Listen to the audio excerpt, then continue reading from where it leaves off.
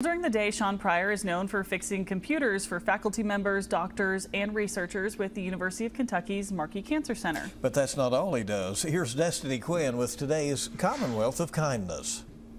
Shawn Pryor has been an author for 17 years. During that time, he's written over 50 books on all kinds of things.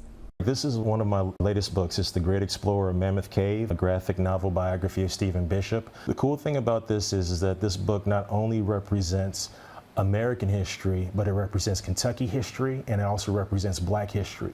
From a biography on Olympic snowboarder Shaun White to a tribute comic on the Flintstones, the sky is the limit for Shawn Pryor. Being creative helps critical thinking skills.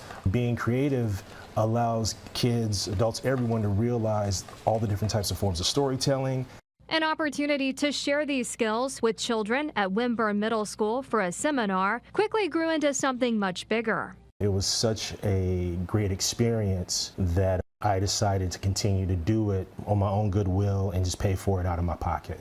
For 3 years now, Shawn has hosted a free comics and sequential art workshop that runs for 4 months of the school year.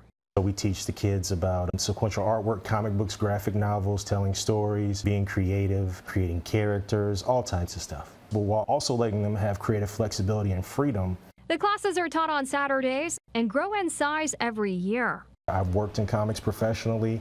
I have friends that work in the animation industry that used to work in comics. I have friends that do storyboards for actual, Hollywood films.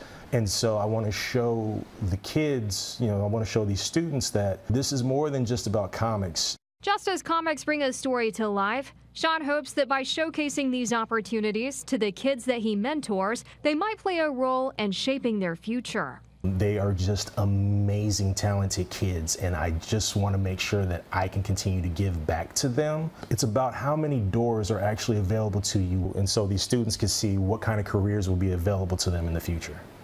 Shawn is already planning for 2025, and with the class size continuing to grow, he's needing some help with paying for snacks, art supplies, and graphic novels for the kids. If you would like to donate to his GoFundMe, we've got a link on the WKYT News app.